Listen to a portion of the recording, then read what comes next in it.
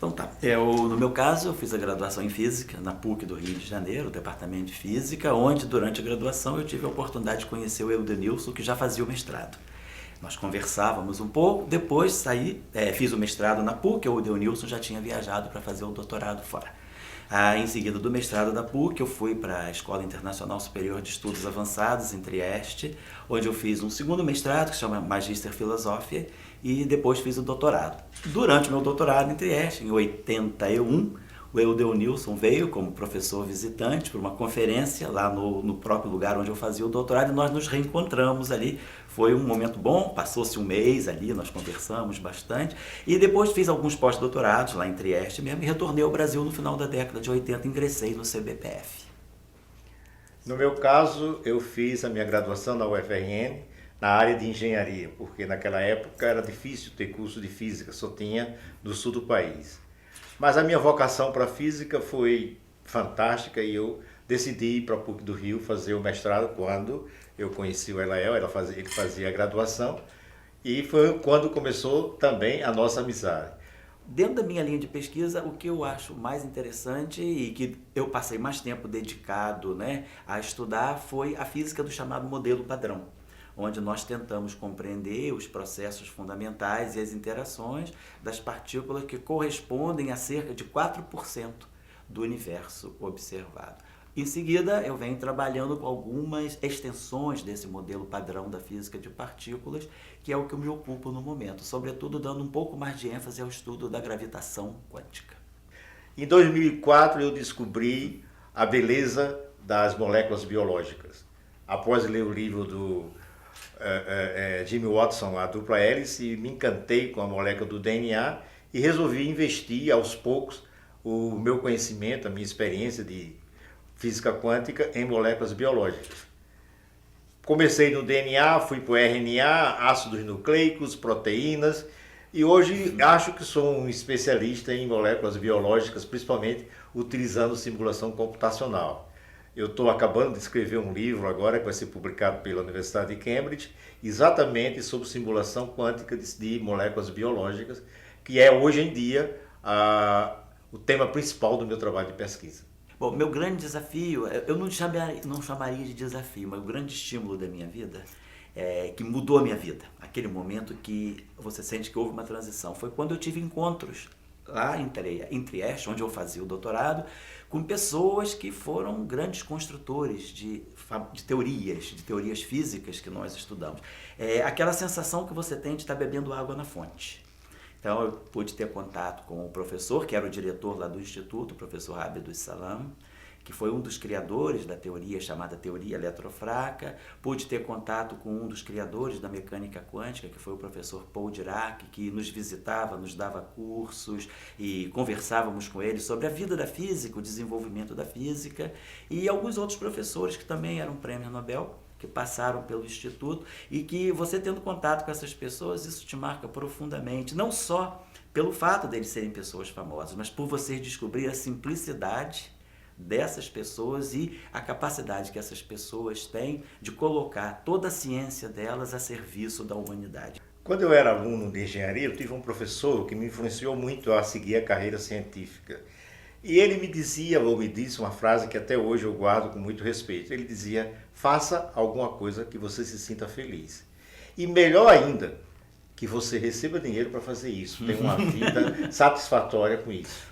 E realmente eu escolhi a ciência, fazer física, e me sinto extremamente feliz, como eu disse inicialmente em física de materiais, hoje em dia com física biológica. Os meus desafios foram muitos, fui enfrentando um a um, passando de um por um.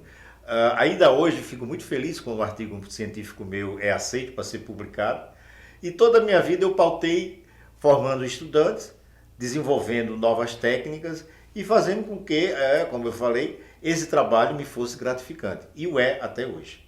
E ainda por cima é quem me mantém em termos de salário. Na minha opinião, sim, eu conheço pessoas extremamente competentes no Brasil, inclusive no Nordeste, em todo o Brasil, e sobretudo pessoas muito jovens, que estão fazendo um trabalho muito bom. Eu acho que o Brasil tem grandes talentos, O Brasil tem pessoas e talentos potenciais, estudantes muito bons que nós temos, apesar de todas as dificuldades. Eu acho que o Brasil está fazendo um bom trabalho em física. Nós estamos emergindo. Nós não temos uma tradição de uma grande escola de física, mas eu acho que nós estamos tentando construir. Nós temos valores individuais, valores coletivos, bons departamentos de física, sobretudo no Nordeste. Eu sou muito reconhecido ao trabalho de física que se faz nas universidades do Nordeste. São de alto nível, equiparadas às melhores universidades do Brasil. E fazem trabalhos que têm repercussão internacional muito grande. Então, eu prefiro falar mais do coletivo, né, de que é possível fazer física no Brasil. Eu diria que a ciência brasileira está madura.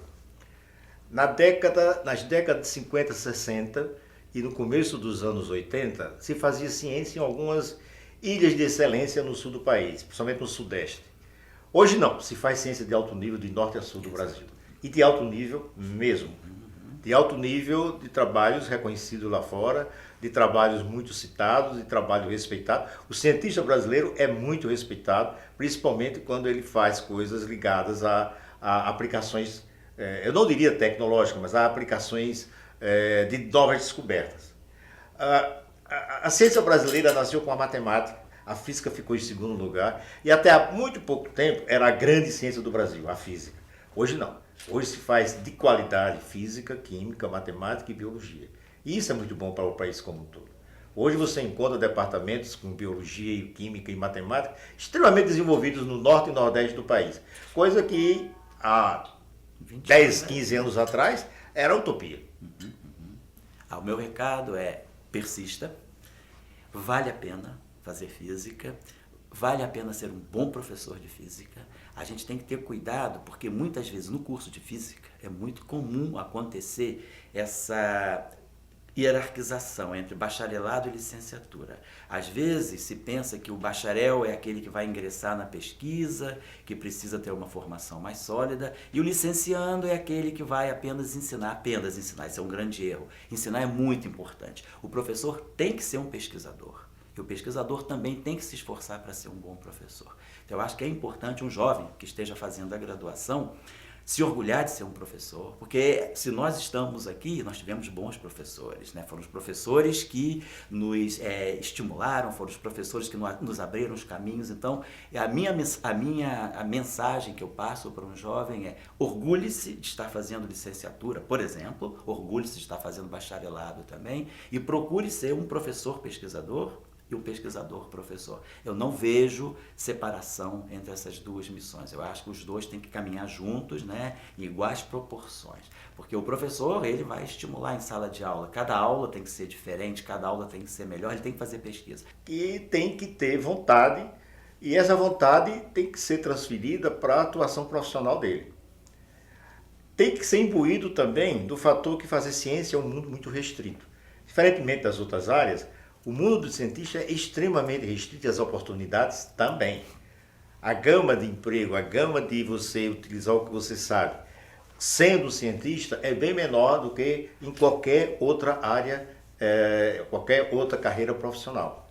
Então, se você realmente está imbuído da mentalidade que gosta e quer fazer aquilo, saiba que você vai ter uma vida restrita, uma vida de sacrifícios e, claro, se você está se sentindo bem, você com certeza vai ter sucesso nela.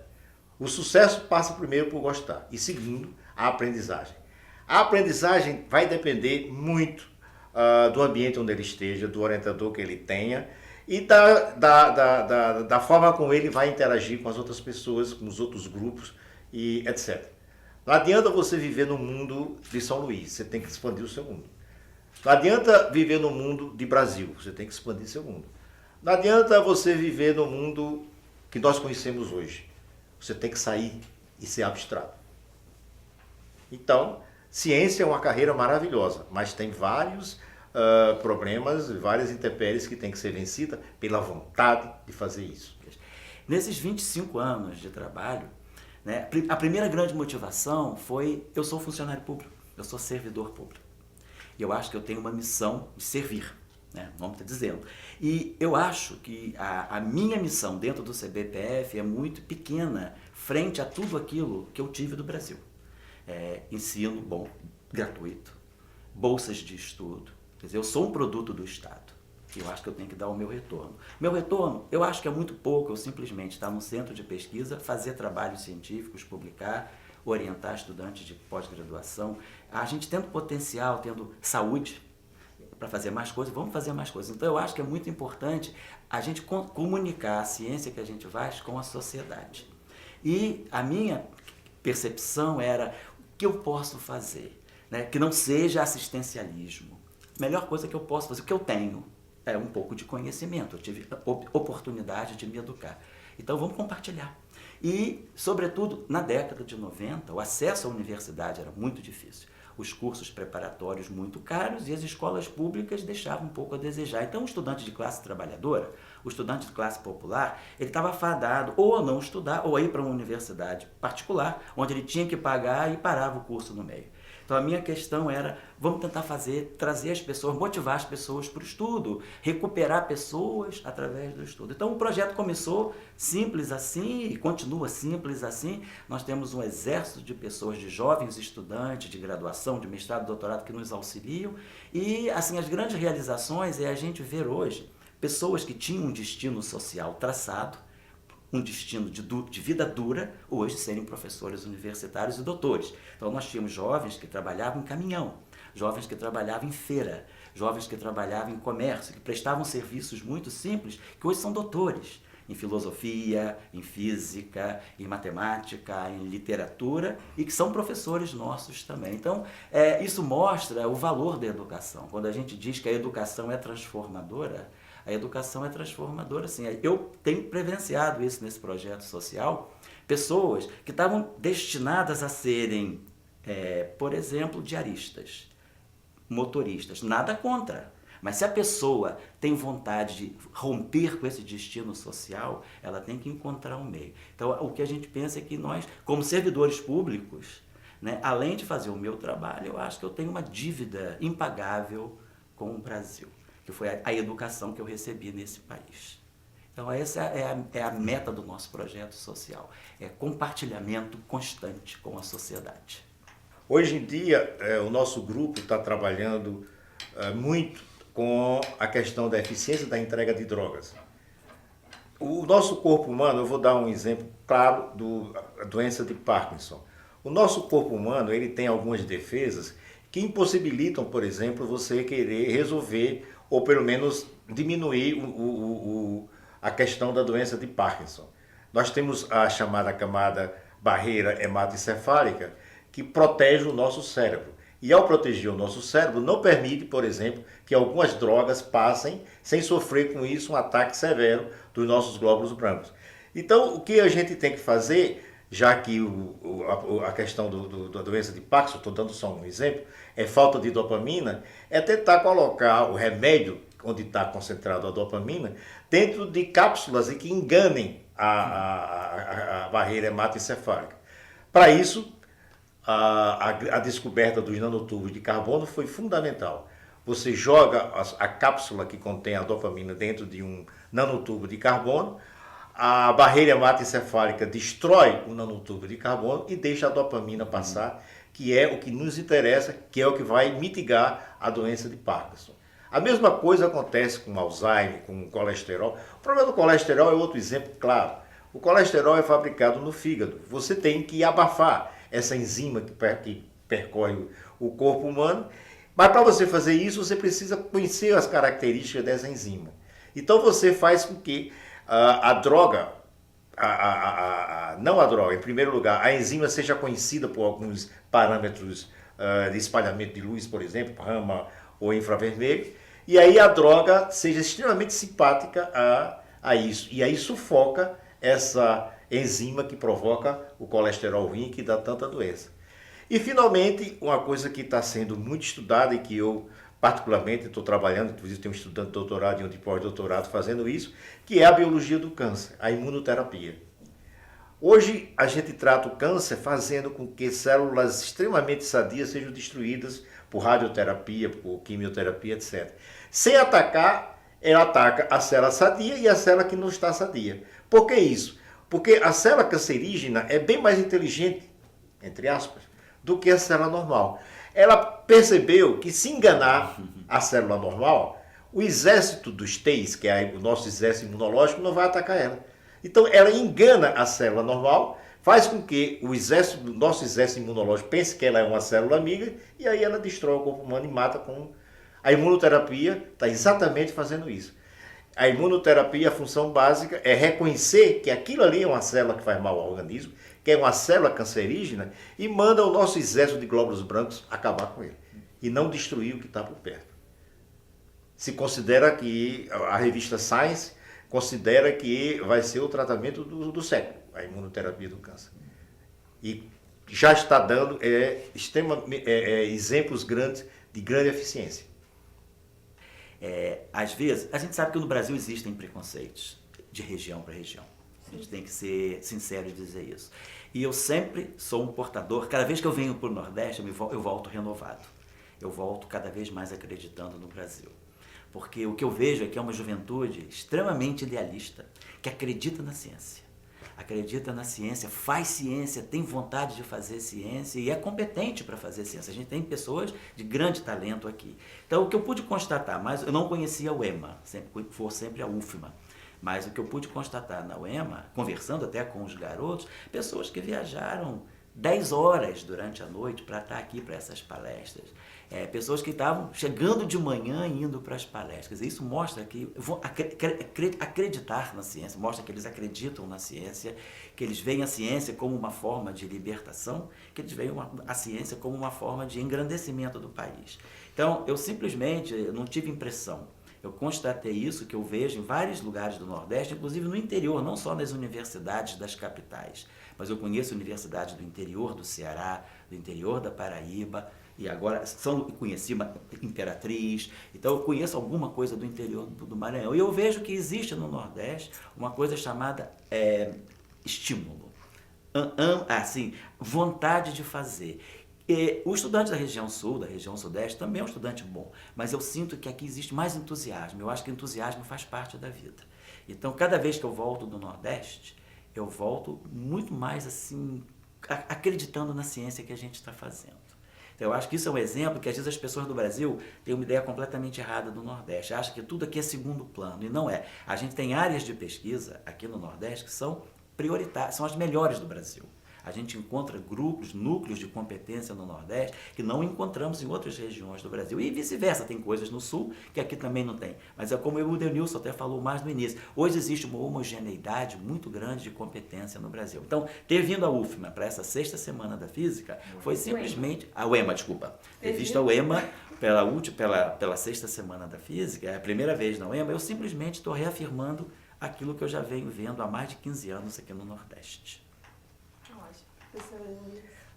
Quando o Márcio me convidou, eu não titubeei, eu aceitei na hora, porque eu já tinha vindo aqui, acho que na 4ª semana da UEMA, e fiquei deslumbrado com o entusiasmo, com a alegria, com a vontade, com a participação da plateia. E eu sou um entusiasta pela ciência. Digo, eu não posso faltar. E vim para cá e eu não estou bem de saúde, não. Estou com problema de garganta, estou com problema de ouvido, estou com problema de não sei quantas coisas, entende? Mas eu não posso deixar de vir, eu não posso deixar de participar desse evento, que eu acho extremamente importante. É importante para mim, porque eu aprendo muita coisa. Importante para ela, porque aprendeu muita coisa, pela primeira vez que ele veio. Importante para o Márcio, que realmente ele está fazendo um trabalho belíssimo. E olha que é um trabalho difícil, hein? Na época que nós estamos vivendo, conseguir montar um evento como esse, coisa dificílima, eu disse e constatei, fiquei impressionado. E jamais poderia me negar a vir aqui, pelo amor de Deus. Nem que fosse remando de Natal para cá, mas não poderia deixar de vir participar e colaborar e discutir e sentir feliz. Eu acabei de dar uma palestra agora, estou super feliz, estou rouco, estou com o ouvido ruim, mas super feliz, alegre, satisfeito. Não tem remédio melhor do que isso. Vou chegar em Natal e dizer para o meu velho, você não precisa de nada, vá lá para participar do OEMA, que você... não, desculpa, do congresso, que você vai ficar, até mudar os seus conceitos com relação ao que eu estou sentindo. Então brincadeira à parte, essa coisa realmente faz diferença. E parabéns, eu falei já isso tantas vezes que já estou ficando encabulado, tanto falar, tanto elogiar. Mas eu acho que o Dionísio falou uma coisa interessante, a cura pela ciência.